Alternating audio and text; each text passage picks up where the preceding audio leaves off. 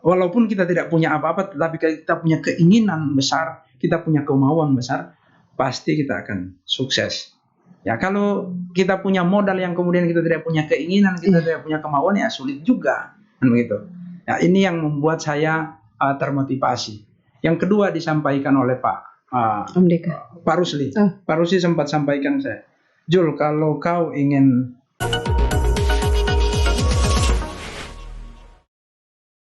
Assalamualaikum warahmatullahi wabarakatuh. Jumpa lagi di Femi Udoki Podcast yang selalu menginspirasi. Dan inspirator saya kali ini Pak Zulfikar Usira, biasa dipanggil Borju. Ya, assalamualaikum Pak Borju. Saya panggilnya siapa ya? Ya, waalaikumsalam warahmatullahi wabarakatuh.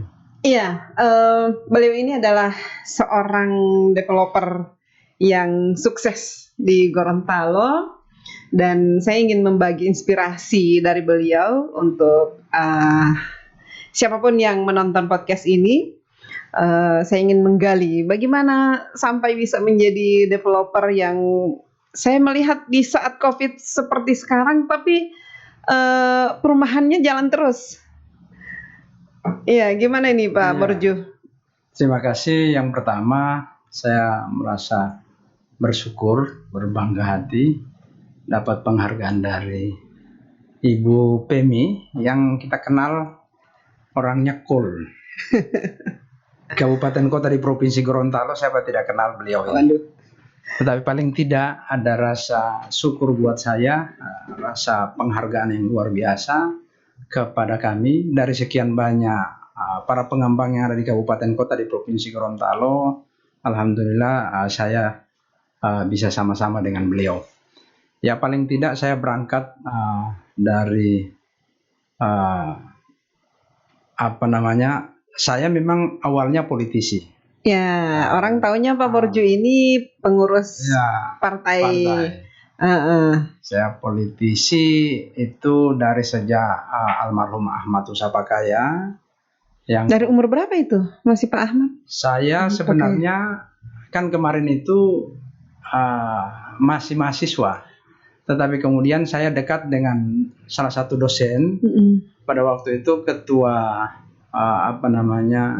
yayasan Pak Rustam Akili. Ya, alhamdulillah karena saya tinggalnya di asrama di Setie pada waktu itu, yang kemudian beliau selalu sama-sama beliau. Akhirnya tiba satu saat beliau Provinsi Gorontalo jadi provinsi, pecah dari Sulawesi Utara, maka beliau masuk ke politik, diajak oleh almarhum Pak Ahmad Usapakaya. Akhirnya saya yang seharusnya mahasiswa tidak harus bergabung dalam politik praktis, tetapi kemudian karena sudah sama-sama dengan Pak Rustam, akhirnya saya jadi salah satu pengurus yang ada di Partai Golkar yang ada di Kabupaten Gorontalo. Ya, setelah itu sebelum masuk ke perumahannya, kronologi saya. Ya, setelah itu Kabupaten Gorontalo pecahkan lagi jadi Gorontalo Utara. Ada salah satu kabupaten pecahan dari Kabupaten Gorontalo, yakni Gorontalo Utara. Ya, karena saya orang Gorut, maka saya ditransfer ke sana. Ya, setelah saya di sana jadi salah satu pengurus dari Pak Thomas Mopili, yang kemudian alhamdulillah dipercayakan jadi salah satu calon yang ada di Dapil 1 Kewandang, Tomilito dan Kepulauan Ponelo. Ya, Allah tidak berkehendak, saya tidak duduk. Tetapi lagi-lagi gerakan Tuhan, ya tiba-tiba Pak Rusli punya keinginan besar dalam hal maju sebagai calon gubernur, dan alhamdulillah Allah redai jadi gubernur. Maka posisi Pak Rusli di sana sebagai bupati, ya pasti beliau tanggalkan, jadilah gubernur, yang kemudian wakil bupatinya naik dan digusung oleh Partai Golkar. Ketua partai adalah Pak Thomas Mopili. Secara otomatis Pak Thomas Mopili pada waktu itu ketua DPR, yang kemudian Pak Thomas Mopili menggantikan kedudukan Pak Indra Yasin sebagai wakil bupati. Ya, di posisi Dapil 1 yang saya sampaikan tadi, saya dipercayakan oleh partai sebagai calon anggota DPR yang tidak terakomodir, tidak duduk, Ya, ya tiba-tiba Pak Thomas jadi wakil bupatinya, maka saya naik naik jadi PAW. PAW-nya Pak Thomas. Ya berkisar sekitar kurang lebih 18 bulan dari 2013 ke 2014. Ya, Nah, setelah itu saya tidak lagi di DPR, kemudian saya berpikir wah sudah harus sudah harus berpikir ke depan ini. Akhirnya saya balik arah, saya fokus karena memang saya mantan kontraktor. Saya berhenti jadi anggota DPR karena tidak bisa anggota DPR jadi kontraktor kan, ya, menggunakan uang APBD. ya, APBD. Akhirnya saya tidak jadi anggota DPR 2014, maka saya langsung melihat peluang. Peluang itu ada di perumahan, bertepatan ada ada program pemerintah Presiden Jokowi yakni sejuta rumah Ya. yang bergerak di FLPP, fasilitas likuiditas pembiayaan perumahan. Nah, maka saya masuk ke situ dan saya melihat peluang itu bagus. Ya alhamdulillah sampai hari ini. Ya. Tapi sebelumnya tidak ada pengalaman jadi seorang developer untuk terjun ke usaha ini perumahan. Oh enggak, tidak pernah terbayangkan. Tetapi saya kan di STIE itu saya kan ambil fakultas ekonomi, hanya 2 jurusan, fakultas ekonomi sama fakultas ekonomi sama hukum hanya satu, hanya STIE kan sekolah tinggi dulu ekonomi, ya. Hanya yang ada manajemen. Saya jurusan manajemen, fakultas ekonomi jurusannya saya manajemen. Ya kemudian basic saya kan itu. Nah, basic saya.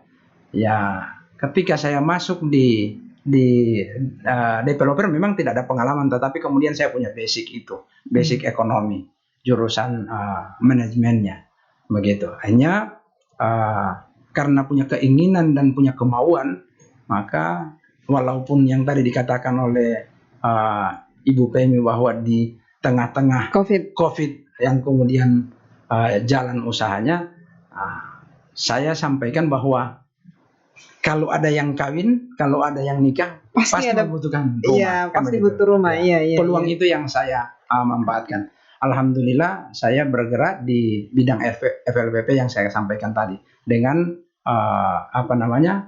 program pemerintah sejuta rumah. Ini yang kami lakukan. Iya, sudah berapa lokasi perumahan? Karena saya selalu melihat postingannya Pak Borju itu pasti ada peletakan batu pertama.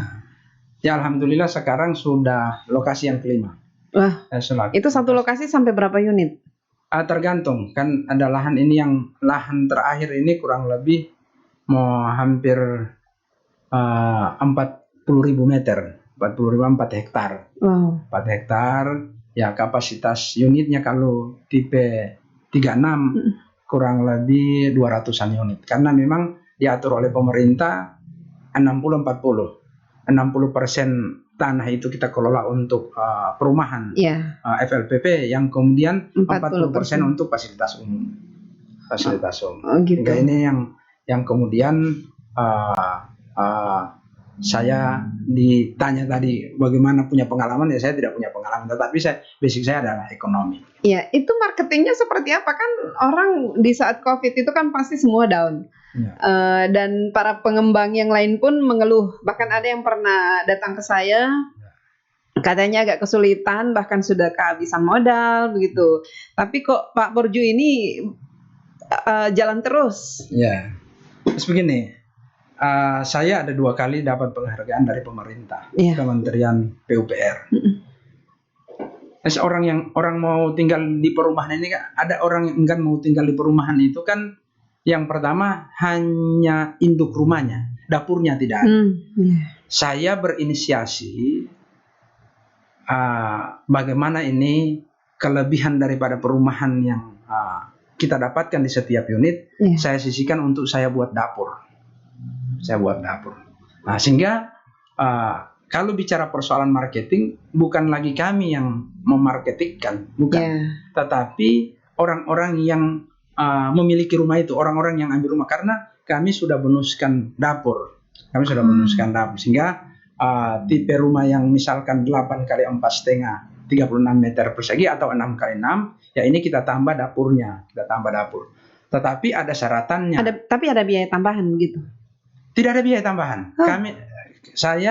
Perusahaan saya gratiskan. Sehingga jangan heran, dalam tanda kutip, perumahan kami alhamdulillah jalan. Berarti developer ini sebenarnya keuntungannya banyak. Buktinya Pak Borjo masih bisa menyisihkan bonus untuk para pembeli, untuk user, untuk bangun dapurnya, bonus dapur begitu.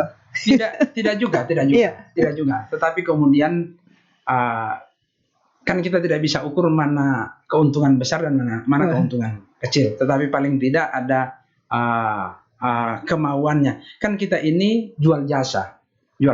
Tinggal dari strategi kita masing-masing. Kan begitu. Ya kalaupun kita untung setiap unitnya misalkan 7,5 juta sampai 10 juta, ya kalau kita ambil di situ 5 juta dari beberapa unit, misalkan ada 100 unit, maka ada kurang lebih 500 juta yang ini kita buat dapur ke 100 unit itu. Kan dapurnya tidak banyak kan, kita lakukan tidak banyak. Tetapi kemudian orang yang tinggal ada rasa kenyamanannya, tidak lagi membuang biaya untuk bikin dapur.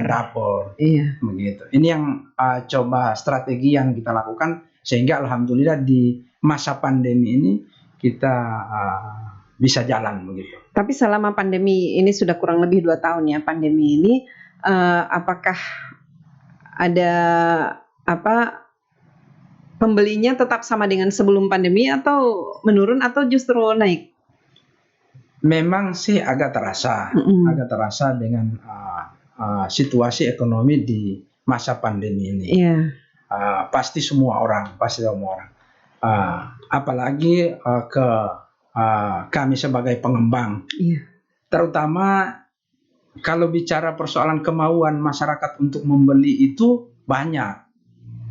Yeah. Tidak ada perbedaan sebelum pandemi dan pandemi. Tetapi ada beberapa regulasi yang kemudian itu menyulitkan orang untuk ambil. Nah, regulasinya ini contoh. Ada aturan baru yang IMB beralih ke PBG. Pendirian bangunan gedung kalau tidak salah. Ya ini harus ada legalitas daripada pemerintah daerah, khususnya eksekutif. Yeah. Ya, ini Perbub atau Perdanya. Nah, sampai hari ini kan kami terkendala di situ. Bukan cuma kami saja, tetapi masyarakat yang ingin membangun usaha, membangun rumah terkendala dengan itu. Terkendala dengan PBG itu. Kendalanya contoh, misalkan saya sudah bangun rumah, kurang lebih misalkan 10 unit yang kemudian sudah ada debiturnya, sudah ada usernya. Nah, kami mau akad, ada salah satu persyaratan diminta oleh perbankan, yakni IMB-nya itu. Sementara IMB-nya kalau kita ngurus di bulan ini dan bangunannya ada di bulan ini yang kemudian tidak ada IMB-nya, tidak ada PBG-nya itu, ya kita tidak bisa akad. Perbankan tidak akan menerima, karena itu adalah salah satu persyaratan. Tapi kan sebelum bangun itu harusnya sudah ada IMB. Benar, sudah ada IMB, tetapi kan ada regulasi baru ini. Ada regulasi baru, IMB sudah diganti ke PBG. Ya, sementara PBG menunggu Perbub dan Perdanya gitu. Dan sampai hari ini belum ada Perbub atau Perda? Belum ada.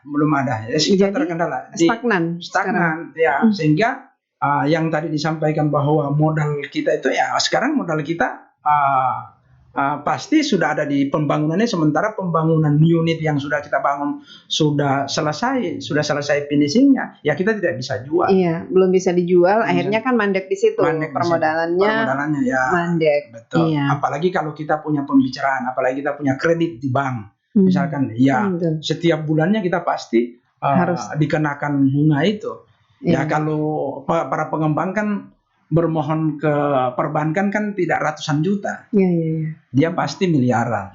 Begitu. Nah, kalau sudah bicara miliaran ya per bulannya, ya kasihan berapa bunga itu.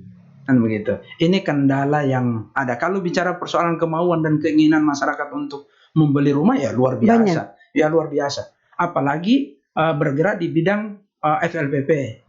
Kan ini subsidi pemerintah. Subsidi pemerintah itu dari segi uang muka 4 juta yang dikasih oleh pemerintah Kementerian PUPR, yang kemudian bunga 5% flat.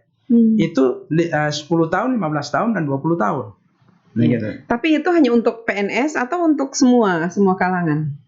Untuk semua kalangan, tetapi kemudian kan di bank kan ada proseduralnya. Di bank ada prosedur. Contoh kayak saya misalkan swasta, yang kemudian punya keinginan mau ambil perumahan, ya di sana ada mekanisme tersendiri yang diatur oleh perbankan. Ya contoh kayak BI checking. Ya kalau kita BI checkingnya yang kemudian sudah call 4, call 5, ya maka secara otomatis perbankan tidak akan menerima, tidak menerima itu.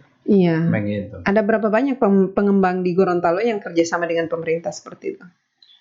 Kita adalah mitra pemerintah karena kita bergerak di bidang FLPP. Satu-satunya yang punya Pak Borju atau ada juga yang lain? Ada banyak yang bergerak di bidang itu. Tetapi kemudian kita terkendala itu yang saya katakan tadi. Yang regulasi yang baru itu. Baru kemudian ada beberapa regulasi yang sudah memakai OSS.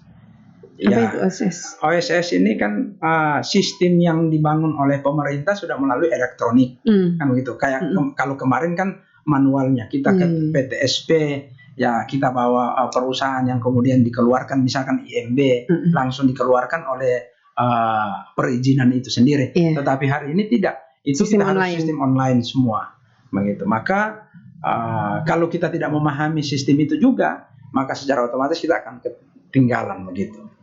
Iya, berarti sekarang ada berapa banyak yang mandek, yang perumahan yang belum bisa dijual? Banyak. Karena regulasi. Nah, contoh kayak saya tidak sampaikan ke teman-teman lain, tapi contoh kayak saya kan sekarang membangun. Karena ini saya fokus di pekerjaan ini. Saya tidak ada lagi pekerjaan lain. Politik saya sudah tidak terlalu, tidak ditinggalkan sih.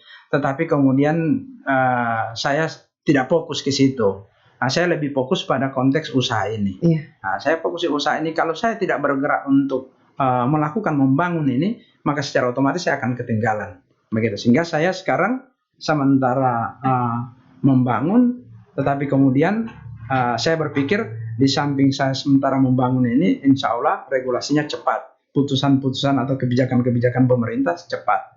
Begitu. Sudah ada upaya untuk meminta kepada pihak pemerintah agar segera mengeluarkan perda atau perbuk?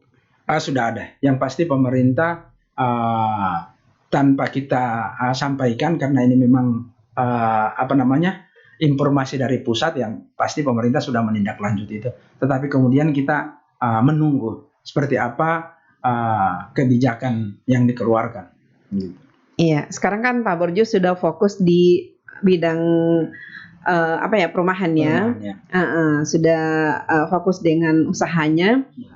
Tidak tergoda lagi dengan misalnya ada yang ditawarkan oleh partai untuk maju mencalonkan sebagai anggota DPRD mungkin. Ya, yang pertama kalau di DPR saya sudah alhamdulillah sudah pernah dipercayakan oleh partai.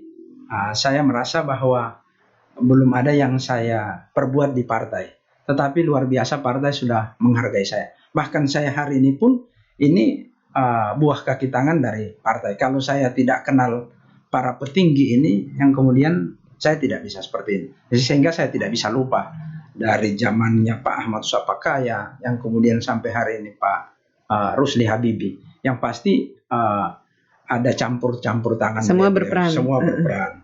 Sehingga saya tidak bisa lupakan itu. Saya seperti ini karena beliau-beliau, karena memang saya dekat dengan beliau-beliau ini. Ya paling tidak memudahkan saya untuk bisa melakukan sesuatu yang tidak artinya tidak melanggar aturan sih. Tetapi paling tidak saya karena ada hubungan emosional. Sehingga saya bisa lakukan itu. Nah.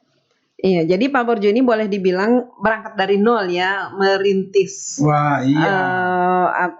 perumahan ini. Jadi saya itu ketemu dengan salah seorang dari Garut, ya saya lupa. Beliau yang bilang coba undang Borju. Dia itu memulai usahanya dari nol dan sekarang sudah sukses. Nah, apa rahasianya ini sehingga Pak Borju ini bisa sesukses seperti sekarang? Ya, alhamdulillah yang pertama saya bersyukur karena ini adalah pemberian Allah. Paling tidak saya punya prinsip gini, kita bekerja ikhlas dan kemudian tekun, fokus. Iya. Ya kalau kita bekerja ikhlas, yang kemudian kita fokus, tidak ada yang tidak bisa. Pasti semua bisa. Pasti semua bisa. Yang penting kita punya keinginan itu. Saya pernah sama-sama dengan Pak Saleh Meto, Iya. Om Merdeka. Deka. Om Deka pernah ajak bicara ke saya. Jul, kalau ingin mau berusaha, yang pertama kau harus punya niat, ikhlas, dan kemudian bekerja tanpa melihat siapa-siapa. Ini yang selalu saya tertanam di dalam hati saya. Iya. Berangkat dari situ yang kemudian termotivasilah saya. Artinya kalau kita, walaupun kita tidak punya apa-apa, tetapi kita punya keinginan besar, kita punya kemauan besar, pasti kita akan sukses. Ya kalau kita punya modal yang kemudian kita tidak punya keinginan, kita tidak punya kemauan, ya sulit juga, kan begitu. Ya ini yang membuat saya termotivasi. Yang kedua disampaikan oleh Om Deka. Pak Rusli. Pak Rusli sempat sampaikan saya, Jul, kalau kau ingin jadi politisi, ya harus jadi politisi, benar-benar politisi. Tetapi kalau kau jadi ingin pengusaha, ya harus benar-benar pengusaha. Pilih, jangan kemudian kedua-duanya ini kau pegang. Akhirnya saya lebih memilih pada konteks ya usaha, karena memang basic saya sebagai ekonomi, ya saya pilih usaha. Tetapi tadi Jadi lebih nyaman jadi pengusaha daripada politisi. Iya, tetapi kemudian yang disampaikan oleh Ibu Pemi, oleh KPMI bahwa ke depan kalau ada tawaran, ya saya ini kan besar dari politik. Iya. Apapun yang terjadi, saya besar dari politik. Saya istirahat sejenak karena politik ini membutuhkan finansial. Ya, membutuhkan finansial. Ya kalau finansialnya sudah mapan, yang kemudian partai menawarkan, ya kenapa tidak? Saya sebagai kader partai kan. Iya, jadi ketika akan ditawarkan kemudian sudah mapan, ini hitung-hitung pengabdian untuk partai. Iya, karena tadi saya sampaikan partai itu telah menghargai saya, tetapi belum ada yang saya bisa berikan terhadap partai itu. Ya kalau saya sudah banyak dihargai oleh partai yang kemudian saya sukses, ya pasti insya Allah saya akan berbakti terhadap partai itu. Iya.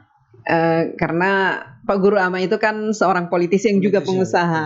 Ya, jadi mungkin karena Bapak ini awalnya bergabung di politik dengan beliau, maka mungkin bisa. Betul. Tapi Bu Penia,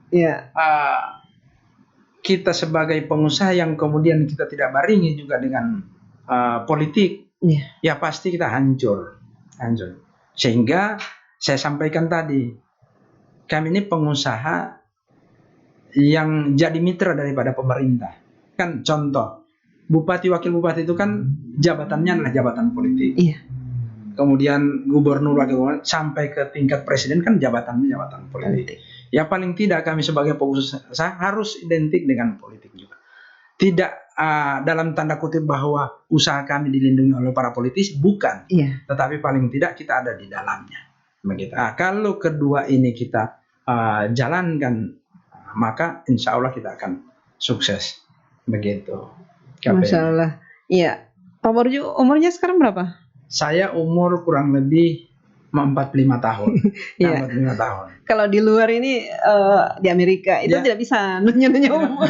Iya betul. Karena privasi. Iya, privasi. Cuman kan ya artinya begini, masih usia masih cukup ya masih bisa dibilang masih muda ya, tetapi sudah memiliki usaha yang luar biasa, yang kemudian seperti tadi saya bilang berangkat dari nol, dan ternyata banyak belajar dari para pengusaha sukses. Guru Ama, kemudian Pak Rusli juga adalah seorang pengusaha sukses yang kemudian jadi gubernur, kemudian Om Deka. Ini kan prinsip-prinsip hidup yang dimiliki oleh para pengusaha sukses ini ada sama Pak Borju.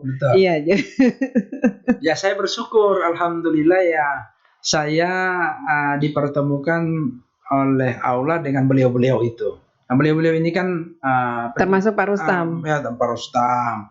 Ini orang-orang begini kan yang kemudian memberikan proses pembelajaran yang pasti baik buat kader-kadernya. Saya tidak lupa itu Ibu Pemi terhadap beliau-beliau Pak dari almarhum Ahmad Sapakaya, yang kemudian Pak Rustam Akili, Pak Rusli Habibi, Pak Martin, semua para politisi yang ada di kabupaten kota di Provinsi Gorontalo ini, ya saya mengatakan pasti kenal saya. Karena saya alhamdulillah dekat dengan beliau-beliau. Ada beberapa hal yang pasti saya kagumi terhadap beliau-beliau itu. Iya, ada orang kan yang misalnya jadi pengikut begitu, ya jadi pengikut, misalnya dia ikut sama Pak almarhum Ahmad Pakaya, kemudian Pak Rustam dan beberapa nama ini. Biasanya kan orang ikut, seterusnya dia hanya jadi pengikut. Tapi Pak Borjo tidak, keluar dari zona nyaman dan akhirnya membuat merintis usaha sendiri. Dari beliau-beliau itu juga, kan tadi saya sampaikan, Pak Rusli sampaikan, kalau kau ingin, kan ada dua pilihan ini. Politisi sukses dengan kemudian jadi pengusaha sukses. Kalau kau pilih salah satu ini, maka harus kau fokus. Maka saya, basic saya sebagai orang ekonomi, ya pasti saya memilih. Tetapi kalau basic saya adalah sarjana politik, maka pasti saya lebih fokus pada politisi itu. Nah, tetapi kemudian saya tidak akan lepas politik ini. Nah, karena usaha saya harus berbarengan dengan politik. Karena kita adalah mitra pemerintah. Dan mitra pemerintah, kita bergerak di bidang FLPP, fasilitas likuiditas pembiayaan perumahan. Kan itu adalah program daripada pemerintah. Ya, ini yang coba saya lakukan. Kalau bicara sukses, banyak yang sukses KPM di kabupaten kota di Provinsi Gorontalo, banyak yang sukses. Saya adalah bagian kecil yang kemudian merintis ini. Ya, alhamdulillah lah KPM menyampaikan ini doa ya saya. Iya, amin. Ini juga jadi inspirasi buat orang-orang bahwa ketika bergaul dengan orang-orang sukses, dengan para pengusaha, ya ambillah ilmu-ilmu dari mereka, dan itu kita bisa terapkan dalam kehidupan sehari-hari yang seperti yang dilakukan oleh Bapak sekarang ini. Pasti. Nah, rencana ke depan apa kira-kira? Rencana ke depan, ya saya hanya berdoa semoga usaha-usaha saya ini diberkahi oleh Allah Subhanahu wa taala. Amin. Itu pertama. Kedua, saya lebih pada konteks tidak harus putus silaturahim antara sesama, apalagi para penentu-penentu kebijakan, karena kami sebagai mitra daripada mereka. Maka ini yang coba kita selalu eratkan begitu ke depan. Yang berikutnya, kan kita tidak tahu ke depan ini seperti apa, tetapi paling tidak kita punya mimpi, kita harus bermimpi harus tinggi. Ya, kalau kita punya mimpi tinggi, dan jadi jangan takut untuk bermimpi. Jangan takut untuk bermimpi. Kita harus bermimpi, harus berhayal tinggi-tinggi. Kalau kita berhayal tinggi, ya tidak ada yang namanya asam lambung. Kalau orang berpikir wah dia kecewa, yang kemudian dia pasti banyak penyakit yang akan muncul. Ya, saya berpikir begini KPM, ketika ada satu persoalan, saya lupa persoalan itu karena saya bermimpi bagaimana saya bisa jadi besar, bagaimana saya bisa jadi lebih sukses daripada orang-orang yang ada.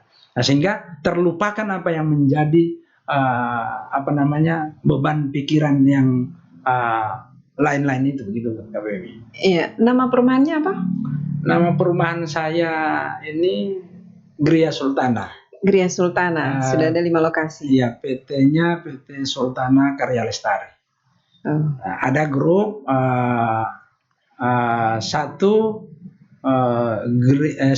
PT Sultana Indah Mandiri. Jadi banyak? Iya, ada dua. Beberapa. Ada lebih dari satu.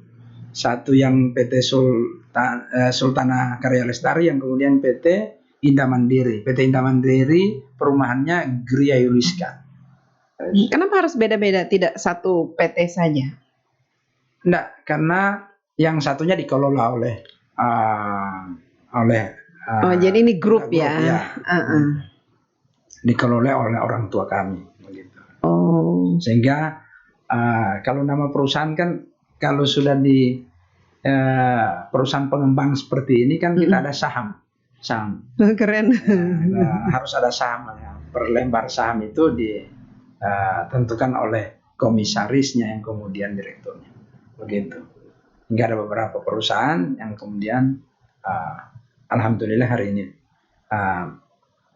jalan bagus. Iya, jalan bagus. Iya, mungkin ada pesan untuk anak-anak muda sekarang. Ya, kalau pesan saya untuk anak muda tadi yang saya katakan, harus punya keinginan, bekerja ikhlas dan punya kemauan. Ya, kalau kita punya kemauan tanpa ada modal pun kita bisa. Kalau kita punya kemauan. Iya, ketika bikin perumahan dari awal itu modalnya berapa itu? Ada modal atau tetap ada pasti ya? Itu yang saya sampaikan tadi. Tidak lepas dari buah kaki tangan dari para penentu-penentu kebijakan yang saya sampaikan tadi. Pak Rusli Habibie jadi bupati di Gorontalo Utara. Ya, beliau banyak memberikan motivasi terhadap saya. Apalagi beliau basicnya adalah pengusaha yang kemudian sudah terjun di politik dan sukses. Iya. Begitu ya. Hal-hal itu. Karena beliau bilang begini, cita-cita saya yang paling tinggi itu adalah jadi orang sukses. Jadi orang sukses, dan beliau tidak ada kata kalah. Mau sukses di politik, sukses di bisnis. Begitu. Ya, alhamdulillah dari berangkat dari situ yang kemudian saya ambil pikiran-pikiran yang baik yang kemudian saya jabarkan, dan saya dapat modal dari situ. Ya, tidak mungkin saya tidak punya modal. Ya, pasti saya dapat modal dari situ. Karena saya sampaikan tadi, saya kemarin juga bergerak di bidang kontraktor yang menggunakan uang APBD yang dipercayakan oleh pemerintah. Betul. Ya, alhamdulillah saya dapat modal dari situ yang kemudian bergerak. Setelah itu saya tidak lagi kontraktor karena saya sudah masuk ke DPR. PAW-nya Pak Thomas. Setelah PAW-nya Pak Thomas, ya saya masih punya modal yang kemudian saya banting setir ke pengembangan perumahan ini. Nah, saya dapat modal dari situ, sehingga apa yang menjadi usaha saya hari ini tidak luput dari peran beliau-beliau itu. Tapi dimanfaatkan dengan baik. Saya manfaatkan dengan baik. Betul. Dalam tanda kutip, kalau ada yang tidak memanfaatkan dengan baik, ya salahnya sendiri. Salahnya Jadi sendiri. setelah ini orang-orang ini tidak lagi seperti Guru Ama misalnya sudah almarhum, akhirnya habis begitu saja. Tidak dimanfaatkan. Padahal di zaman Pak Ahmad Usapaka itu banyak orang-orang yang dekat dengan beliau, tetapi kemudian mereka terlena. Minimal ilmunya diambil. Ya, minimal ilmunya. Ya, alhamdulillah. Saya sudah berapa kali ditanya oleh teman-teman. Saya bilang, saya modalnya sedikit, tapi kemudian saya tidak putus komunikasi dengan para petinggi-petinggi itu. Ya, mereka tidak memberikan uang, tetapi ilmu-ilmu yang mereka sudah lalui dan kemudian mereka sukses, itu yang mereka transfer ke kami. Nah, sehingga alhamdulillah sampai hari ini jalan. Dan saya tidak melupakan itu, KPMI. Saya tidak melupakan itu. Saya cerita ke anak, ke saudara saya, ini berkat dari bantuan-bantuan beliau-beliau ini, begitu. Iya. Anaknya berapa sekarang? 2 ya? Saya sudah 3. Oh, 3. Punya istri yang cantik. Alhamdulillah. Alhamdulillah, amin. Alhamdulillah, ya Allah masih berikan kesempatan ke kami untuk bisa membagi. Ya, sehingga tadi saya katakan dari awal, ya luar biasa penghargaannya KPMI ini. Masya Allah. Saya tidak pernah lupa. Saya pikir saya hanya enak-enak saja dari lokasi ke rumah. Tidak ada orang yang munafik. Saya berpikir begitu, tetapi lagi-lagi Allah tunjukkan saya dipertemukan di sini. Ini kan luar biasa membagi. Ya paling tidak bisa dipetik yang baik, yang buruknya ditanggalkan lah. Iya, orang kan hanya melihat suksesnya saja, tapi tidak melihat bagaimana prosesnya sampai sukses. Bagaimana dulu ketika ikut di partai, saya sopir. Saya ikut berdarah-darah. Jadi di partai ini tidak langsung petinggi partai. Tidak. Saya dari pengurus, dari pesuruh.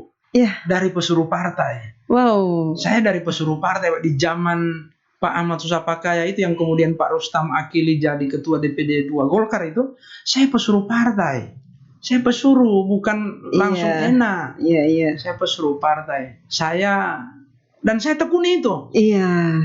Jadi Bahkan dinikmati. Iya, dicambuk, dimarahi, ya saya anggap ini hal yang biasa, ini cobaan buat saya. Tetapi kalau kemudian Dan itu yang saya bikin lebih kuat. Iya, itu saya lebih menguatkan saya KPM itu. Sehingga apa yang mereka lakukan terhadap saya nikmati itu. Ya, saya sampaikan ke diri saya, ya insya Allah saya sukses dengan adanya hal-hal yang dilakukan oleh penentu-penentu ini. Sehingga alhamdulillah hari ini saya petik begitu. Tetapi kalau saya keluar dari zona itu, tidak tahan dengan zona itu, maka saya tidak akan sukses. Saya tidak akan sukses. Cuma memang ini sudah gerakan Allah dan menjaga kepercayaan, ya kan. Kalau dekat dengan orang-orang itu kan pasti harus menjaga kepercayaan. Betul. Pasti ada hal-hal yang tidak bisa misalnya dibocorkan ke orang lain. Betul. Atau mungkin ada kepercayaan lain yang diberikan. Itu adalah modal utama. Saya tidak mungkin sampai hari ini berhubungan baik dengan beliau-beliau itu kalau saya tidak dipercayai. Ya alhamdulillah saya dipercaya, saya lebih menjaga kepercayaan itu. Kepercayaan dalam konteks apa?